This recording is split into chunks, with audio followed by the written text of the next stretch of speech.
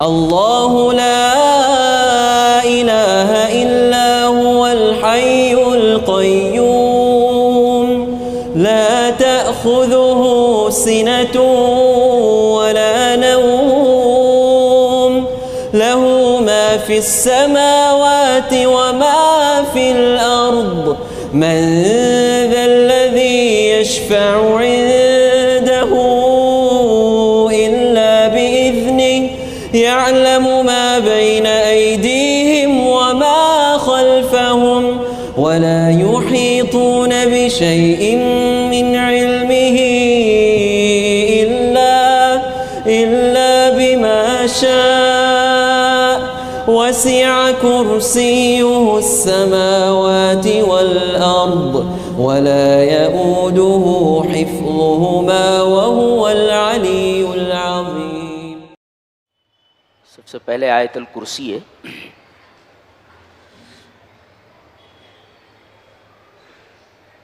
اس آیت کریمہ سے شیطان بہت دور بھاگتا ہے. لیکن حیرت کی بات یہ ہے کہ اس پوری آیت کریمہ میں شیطان کا شین نہیں ہے، شیطان کا ذکر ہی نہیں ہے. جب اس کا نام نہیں ہے، اس کا ذکر نہیں ہے، تو پھر اس آیت کریمہ سے وہ اتنا بھاگتا کیوں ہے؟ سوال ہے نا جی.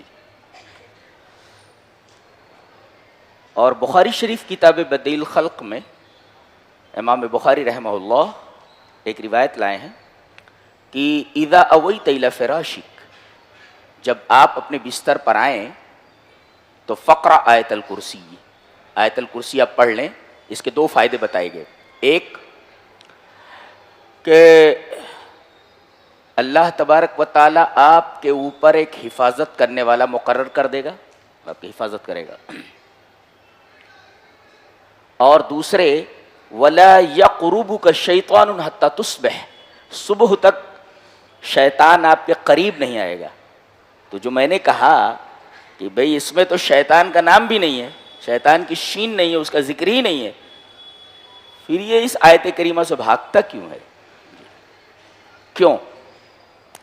اس کی وجہ یہ ہے کہ پورے قرآن حکیم میں توحید کو جس طرح کھول کھول کر اس آیت کریمہ میں بیان کیا گیا ہے، کسی اور آیت کے اندر اس طرح توحید کو واضح طور پر نہیں بیان کیا گیا ہے. ایک ہذا واحد. ثانی، اس آیت کریمہ میں بعض لوگوں نے کہا کہ اللہ تبارک و تعالیٰ کے 16 اسماء حسنی ہیں، بعض نے کہا کہ 18 ہیں، بعض لوگوں نے کہا کہ 21 ہیں. اب اتنے سارے اللہ تبارک و تعالیٰ کے نام یہاں موجود ہیں اور سب بڑے اہم نام ہیں اس کے، اور اتنے نام کسی اور آیت کے اندر ہیں ہی نہیں. لہذا یہ آیت کریمہ اعظم آیت القرآن ہے، قرآن حکیم کی سب سے عظیم آیت ہے. نبی کریم صلی اللہ علیہ وسلم نے حضرت ابی بن کعب سے، جو قاری قرآن تھے، قرآن پر بڑی اچھی نگاہ تھی ان کی اور بہت اچھا قرآن پڑھتے تھے، ان سے ایک دفعہ پوچھا کہ یہ بتاؤ کہ قرآن حکیم کی اعظم آیت کون سی، سب سے عظیم آیت؟ تو انہوں نے پہلے کہا کہ اللہ و رسولہ عالم، اللہ اور اس کے رسول زیادہ جانتے ہیں. میں جہاں تک سمجھتا ہوں قرآن حکیم کی سب سے عظیم آیت آیت الکرسی ہے. تو نبی کریم صلی اللہ علیہ وسلم نے ان کو شاباشی دیتے ہوئے فرمایا لیہنک العلم ابا المنذر، اے ابو المنذر، جو ان کی کنیت ہے، تمہارا علم تمہیں مبارک ہو. جی چلیے اب اس آیت کریمہ کی شرح کرتے. سب سے پہلے اللہ تبارک و تعالیٰ کا نام ہے اللہ. یہ ہے نام لو تو دل دھڑکنے لگتا ہے، ایسا نام ہے. وہ کائنات میں یہ نام کسی نے آج تک رکھا ہی نہیں ہے، یہ عجیب بات ہے. اللہ نے فرمایا حل تعلم لہ سمیہ، اللہ تبارک و تعالیٰ کا ہم نام جانتے ہو؟ کسی نے کائنات میں اپنا نام اللہ رکھا ہی نہیں ہے. عجیب بات ہے، بالکل یونیک ہے. اور اللہ نے اپنے اسی نام اسم الجلالہ سے اس آیت کریمہ کو شروع کیا ہے، اللہ. اب بتایا جا رہا ہے کہ اللہ کی تفسیر کیا ہے، تو اللہ خود اپنے نام کی تفسیر فرماتا ہے، لا الہ الا ہو، جی، یا لا معبود بحق سوا، یہ اللہ کی تفسیر ہے. اور اللہ کی یہ تفسیر کلمہ توحید سے کی گئی ہے. کلمہ توحید کیا ہے؟ لا الہ الا اللہ نا، لا الہ الا ہو، ایک ہی بات ہے. تو لا الہ الا اللہ یہ کلمہ توحید ہے، اور اللہ تبارک و تعالی نے اپنے نام کی تفسیر کلمہ توحید سے کی ہے. جی، اللہ کون؟ لا الہ الا ہو، اے لا الہ الا اللہ. تو اللہ کی تفسیر کس سے ہوئی؟ کلمہ توحید سے. یہ دیکھیے، سب سے پہلی چیز تو یہ. اب اس کے بعد یہ بتایا گیا کہ اللہ وہ ہے کہ اس کے علاوہ کوئی عبادت کے لائق نہیں. وائی؟ کیوں؟ جواب دیا جا رہا ہے اس لیے کہ وہ الحی ہے، زندہ ہے. اس کا مطلب یہ ہوا کہ اللہ تبارک و تعالی اس وجہ سے لائق عبادت ہے کہ وہ زندہ ہے. جی، جو مر جائے یا جو عدم سے وجود میں آیا ہو وہ لائق عبادت نہیں ہوتا. جی، یہ دیکھیں الحی، تو پہلی صفت الحی لائے گی. کیوں؟ یہ سوال ہے. جواب اس کا یہ ہے کہ هذه الصفت تتضمن جمیع الصفات الذاتیہ. اللہ تبارک و تعالیٰ کی جتنی ذاتی صفات ہیں وہ سب اس کے اندر شامل ہیں، الحی کے اندر. جی جی، تو سب سے پہلے اسی کو لانا ضروری تھا، اس لیے کہ ذات جو ہوتی ہے صفات سے پہلے ہوتی ہے، لہذا الحی کو پہلے لایا گیا. اچھا، جو زندہ ہوتا ہے کبھی کبھی اسے مدد کی ضرورت پڑتی ہے. جتنے زندہ ہیں سب کو مدد کی ضرورت پڑتی ہے. تو کیا اللہ ایسا زندہ ہے جس کو مدد کی ضرورت پڑتی ہے؟ اس شبہ کا جواب دیا گیا القیوم سے. القیوم کا مطلب قائم بنفسہ، خود قائم بنفسہ ہے. وہ قائم بشؤون عبادہ، وہ خود قائم ہے اور دوسروں کے قیام کا سبب ہے. اس کی وجہ سے ساری چیزیں قائم ہیں. جی جی جی، اس کا مطلب وہ خود قائم ہے، وہ کسی کی مدد سے وہ قائم نہیں ہے بلکہ پوری کائنات اس کی وجہ سے قائم ہے. تو قائم بنفسہ و قائم بشؤون عبادہ، خود وہ قائم بنفسہ ہی ہے اور دوسرے تمام بندوں کے معاملات کی نگرانی کرنے والا ہے. یہ ہے، یہ قیوم کا مطلب ہے. یعنی کبھی زندہ کسی دوسرے کا محتاج ہوتا ہے کہ وہ ذرا میری نگرانی کرے، میرے قیام کا سبب بن جائے. جی، پھر تیسرے نمبر پہ لایا جا رہا ہے لا تاخذہ سنۃ ولا نوم، اسے نہ اونگ آتی ہے نہ نیند آتی ہے. کیوں لایا گیا ہے؟ اس لیے کہ کوئی کسی کی نگرانی کر رہا ہو، جیسے باپ نگرانی کرتا ہے بچوں کی، ماں نگرانی کرتی ہے بچوں کی، ایک صاحب اقتدار اپنی رعایا کی نگرانی کرتا ہے، قائم علیہم ہوتا ہے. لیکن کبھی کبھی یہ نگرانی کرنے والا غافل ہو جاتا ہے، ہاں غفلت میں مبتلا ہو جاتا ہو، اس لیے کہ نیند آتی ہے، اس کو سو جاتا ہے. اللہ فرماتا ہے میں ایسا نگراں ہوں، ایسا قائم علی غیرہ ہوں جو کبھی غافل نہیں ہوتا اور اسے اونگ نہیں آتی. اونگ کو پہلے لایا گیا، ایسے اونگ ہوتی ہے پھر اس کے بعد سو جاتا ہے. گویا کہ غفلت کی ابتدا کیا ہے؟ اونگ، اور غفلت کی انتہا سو گیا. تو اللہ غفلت کی ابتدا سے بھی پاک ہے اور غفلت کی انتہا سے بھی پاک ہے. اگر وہ غافل ہو جائے تو پھر قیام کیسے ہو جائے گا؟ ستارے ایک دوسرے سے ٹکرا جائیں گے. وہ دیکھ رہا ہے سب کو، نگرانی کر رہا ہے سب کی کہ ایک سیارہ کہیں دوسرے سیارے سے ٹکرا نہ جائے. اس لیے کہ جتنے بھی سیارے ہیں اپنے اپنے مدار میں گھوم رہے ہیں. چاند کو اجازت نہیں کہ وہ سورج کے مدار میں داخل ہو سکے، سورج کو یہ اجازت نہیں کہ اپنے مدار سے نکل کر چاند کے مدار میں داخل ہو سکے. اللہ، کائنات اتنی بڑی ہے اور سب کو وہ دیکھ رہا ہے، سب کی نگرانی کر رہا ہے. اگر وہ غافل ہو جائے پھر کائنات درہم برہم ہو جائے گی. اللہ، دل دہل جاتا ہے اللہ تبارک و تعالیٰ کی عظمت اور آیت الکرسی کو دیکھ کر کے. لا تاخذہ سنۃ ولا نوم، وہ غافل نہیں ہے، اسے نہ اونگ آتی ہے نہ نیند آتی ہے، وہ غفلت کی ابتدا سے بھی پاک ہے، غفلت کی انتہا سے بھی پاک ہے، اسے اونگ نہیں آتی، اسے نیند نہیں آتی۔ اب اس کے بعد دو چیزیں ہوتی ہیں، ایک ہوتی ہے ملک، آپ کسی چیز کے مالک ہیں، یہ گلاس ہے آپ اس کے مالک ہیں، ایک ہے کہ آپ بادشاہ ہیں۔ جی بادشاہ کون ہوتا ہے؟ جو مالک کا مالک ہوتا ہے، مالک ہوتا ہے جو کسی چیز کا مالک ہو، اور بادشاہ کون ہوتا ہے؟ جو مالک کا مالک ہوتا ہے۔ جی مالک کا مالک ہوتا ہے۔ تو پہلے ملکیت بتائی گی کہ یہ جو حی ہے، قیوم ہے، جسے نیند نہیں آتی، جسے اونگ نہیں آتی، اس کی ملکیت کیا ہے؟ بتایا گیا لہو ما فی السماوات و ما فی الارض۔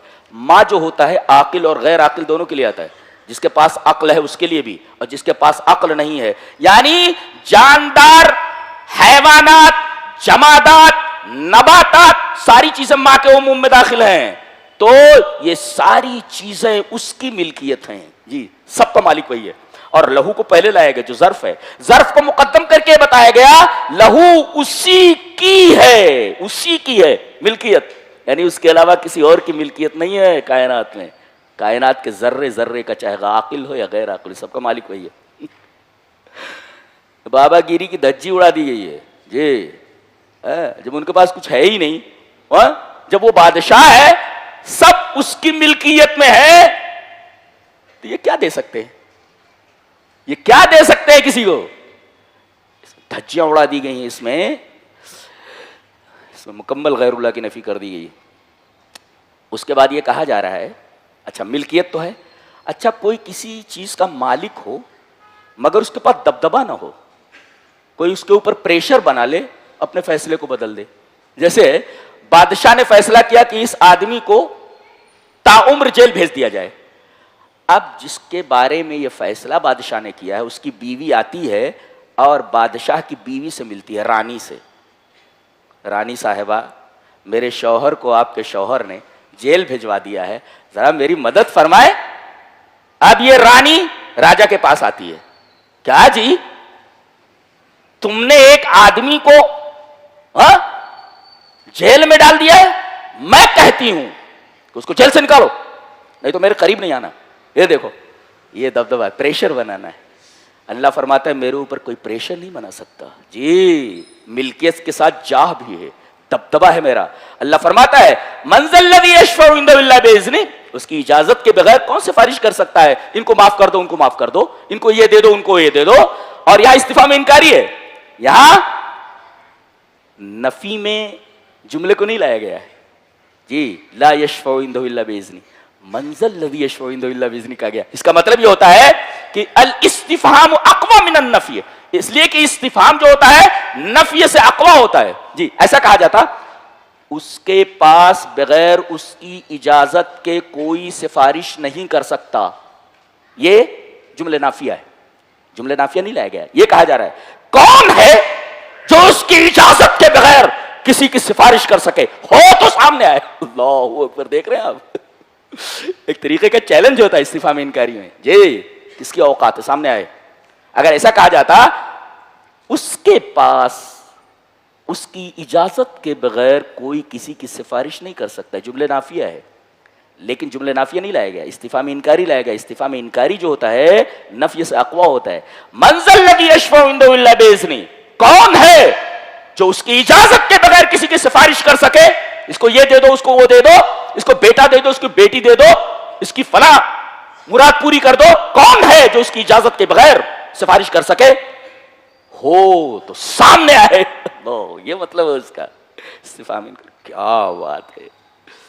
اچھا تو ایک تو ملکیت ہے، مالک ہے، اور دوسرا ایسا مالک ہے جس کے پاس جاہ ہے، اس کے اوپر کسی کا پریشر نہیں بنتا، کوئی اس کے اوپر پریشر نہیں بنا سکتا۔ اس کی بیوی ہے یہ نہیں ہے کہ اس کے اوپر کوئی پریشر بنا سکے۔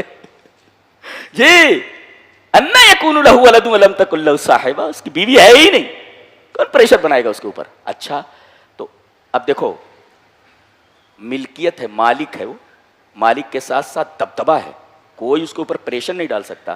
لیکن ایک اور چیز کی ضرورت ہے، کیا؟ علم ہونا چاہیے۔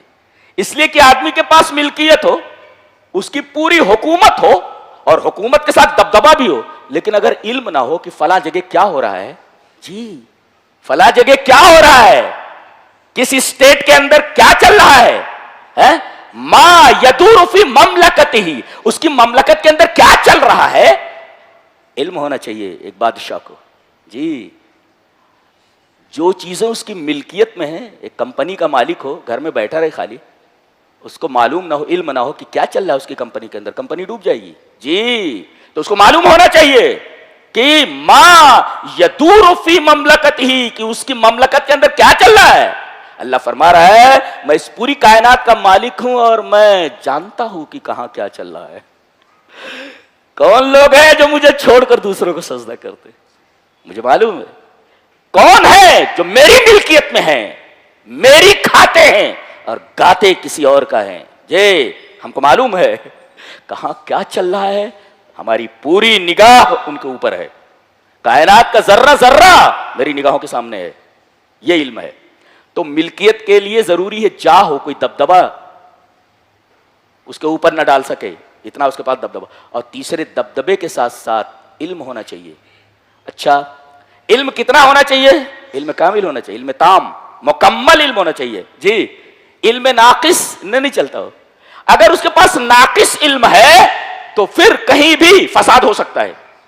علم کامل ہونا چاہیے. اللہ فرما رہا ہے میرے پاس علم کامل ہے. فرما رہا ہے یعلم ما بین ایدیہم وما خلفہم، وہ حاضر کو بھی جانتا ہے، ماضی کو بھی جانتا ہے، مستقبل کو بھی جانتا ہے. کیا ہوا اس کا بھی علم ہمیں ہے، کیا ہو رہا ہے اس کا بھی علم ہمیں ہے، اور کیا ہونے والا ہے اس کا بھی علم ہمیں ہے. ہم ماضی، حال، مستقبل تینوں زمانوں کے اوپر نگاہ رکھے ہوئے ہیں.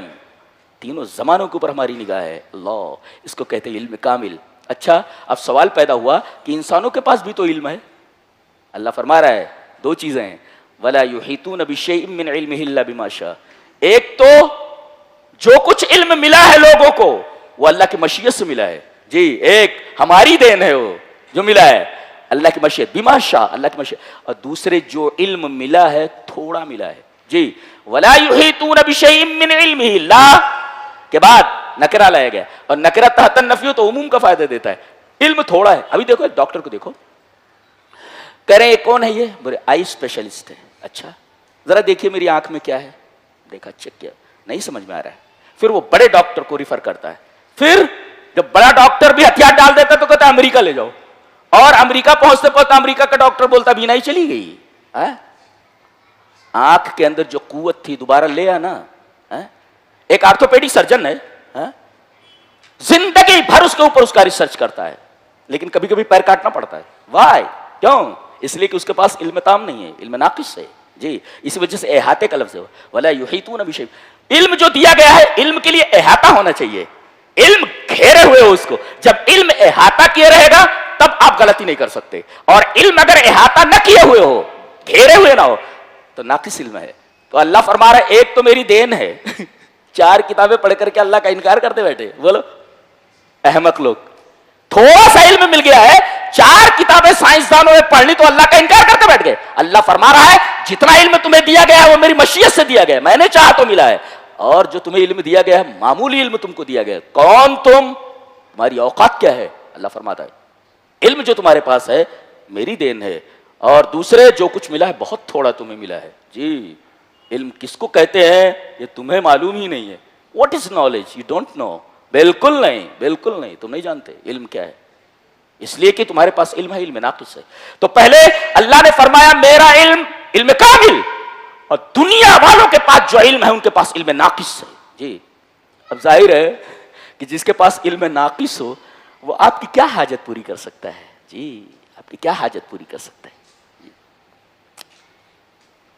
اس کے بعد ملک کا تذکرہ تو وہ مالک ہے، آگے ملک کا تذکرہ کیا جا رہا ہے. ملک ہوتا ہے نا اس سے انت تملک شیئا، کسی چیز کے آپ مالک ہیں. لیکن ملک کسے کہتے ہیں، ملک کسے کہتے ہیں؟ انت تملک من یملک، آپ مالک ہوں اس کے جو مالک ہے. یعنی مالک کا مالک اگر ہو تو آپ بادشاہ ہیں. یہ بادشاہت کتنی بڑی ہے. اللہ فرما رہا ہے وسع کرسیہ السماوات والارض.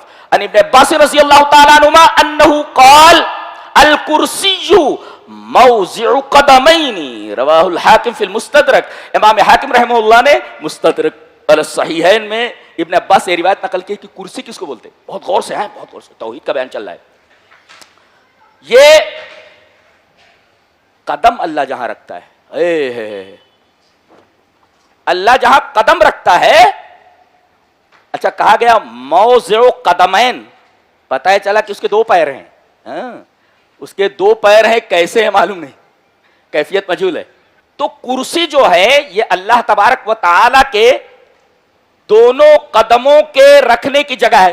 اچھا یہ کرسی کتنی بڑی ہے؟ کرسی اتنی بڑی ہے کہ زمین اور آسمان سب کو گھیرے ہوئے ہے. اللہ، اور اللہ عرش پر مستوی ہے اور کرسی اس کے سامنے ہے. کرسی کہاں ہے کوئی پوچھے تو بالکل عرش کے سامنے ہے، بینا یدی العرش، عرش کے بالکل سامنے ہے. بھائی کرسی کہاں ہے؟ عرش کے بالکل سامنے ہے اور اللہ عرش پر مستوی ہے اور یہ کرسی اس کے دونوں قدموں کے رکھنے کی جگہ ہے.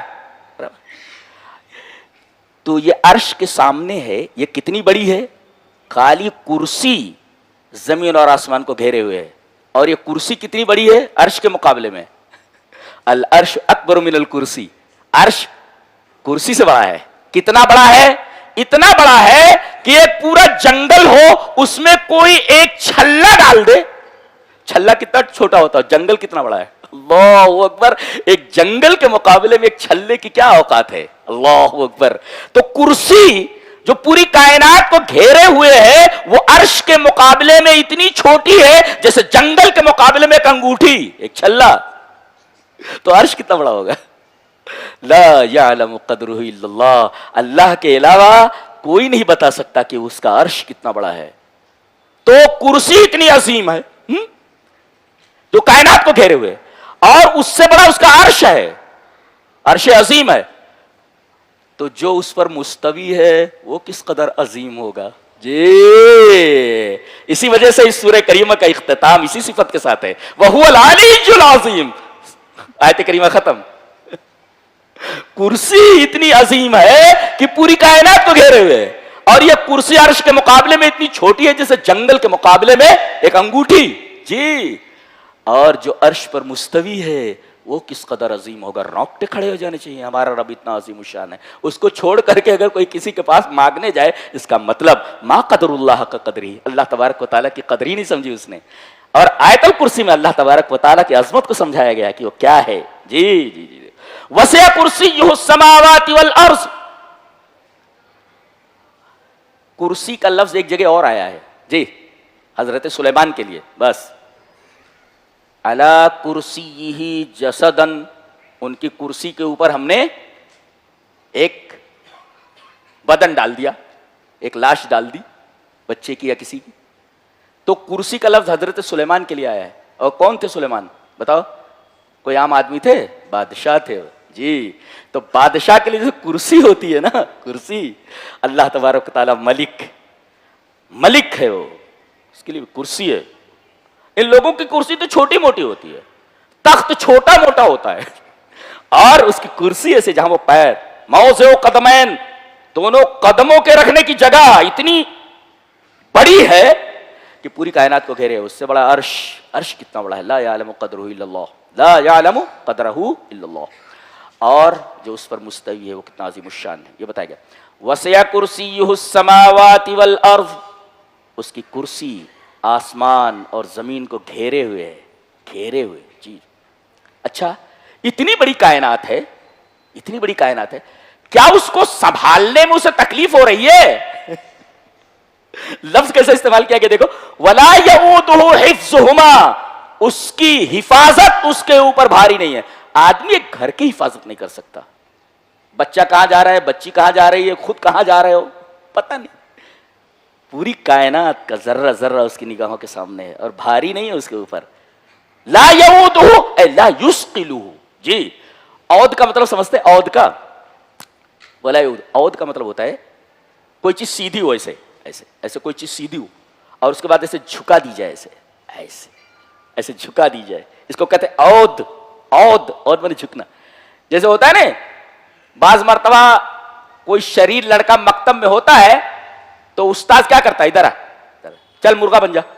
اب اسے مرغا بنا دیتے ہیں، ایک سیدھی چیز ٹیڑھی ہو گئی، اس کے اوپر 2-3 اینٹیں رکھ دیتے ہیں. دیٹ از کالڈ عود. تو کسی کو اوپر بوجھ لاد دیا جائے تو جھک جاتا ہے. تو اللہ تبارک و تعالی اتنی بڑی کائنات کا بادشاہ ہے, کیا اس کی حفاظت اس کے اوپر گراں ہے کہ وہ جھک جائے؟ لا, نہیں جھکتا. ولا یعودہ حفظہما, پوری کائنات کی حفاظت اس کے اوپر بھاری نہیں ہے. اور اس کے بعد اللہ کی دو صفتیں بڑی عجیب و غریب ہیں. دیکھو پہلے, وہو العلی العظیم. علی بالوزن فعیل صفت مشبہ ہے. اور صفت مشبہ کیا ہوتا ہے؟ الصفت المشبہۃ لازمۃ لا ينفک عنہا الموصوف. جی, یہ صفت مشبہ جو ہوتی ہے موصوف سے کبھی جدا نہیں ہوتی. اس کا مطلب علو, علو کا مطلب ہوتا ہے اب اس سے اونچا کوئی نہ ہو. الذی یعلو ولا یعلی علیہ والعلی. علی کا مطلب کیا ہوتا ہے؟ الذی یعلو ولا یعلی علیہ, اتنا بلند ہو اس کے اوپر کوئی نہ ہو, سب اس کے نیچے ہو. اللہ فرما رہا ہے کہ جب میں علی ہوں, ساری چیزیں مجھ سے نیچے ہیں, تو اوپر والے کو چھوڑ کر کے نیچے والے سے مانگنا یہ تمہاری بیوقوفی نہیں تو کیا ہے؟ اللہ اکبر. آدمی ہمیشہ بڑے سے مانگتا ہے, نوکر سے نہیں مانگتا, مالک سے مانگتا ہے. جی, نوکر تو جھکا ہوا ہے, تو اللہ علی ہے, بلند ہے, وہ عرش پر مستوی ہے. تو اللہ کا عرش عرش عظیم. جی, اور کائنات کی سب سے بڑی چیز ہے وہ, اس سے بڑی مخلوق کوئی نہیں ہے, ذہن میں رکھا جائے.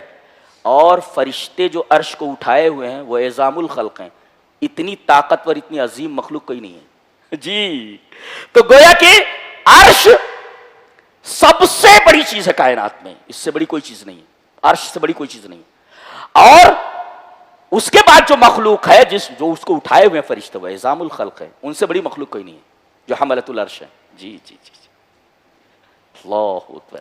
تو علی کا مطلب ہوا جو بلند ہے, سب چیزیں اس کے سامنے جھکی ہوئی ہیں. دانت لہ الموجودات, پوری کائنات اس کے سامنے جھکی ہوئی ہے, وہ العلی. اور عظیم کا مطلب سمجھاتا ہوں. علی کا مطلب ہے بلند, برابر ہے. اب جو بلند ہوگا اس کے سامنے ساری چیزیں جھکی ہوئی ہوں گی نا, چھوٹی ہوں گی, ادنا ہوں گی, اعلیٰ کے سامنے ادنا. اسی وجہ سے سجدے میں ہم سے کہا گیا ہے کہ کیا کہا جائے؟ سبحان ربی الاعلی. جی جی, میرے رب تیرے علو کی انتہا نہیں ہے اور میرے دونوں کی انتہا نہیں ہے. جی, تیری بلندی کی انتہا نہیں اور میری پستی کی انتہا نہیں ہے. جی, میرے رب سبحان ربی الاعلی.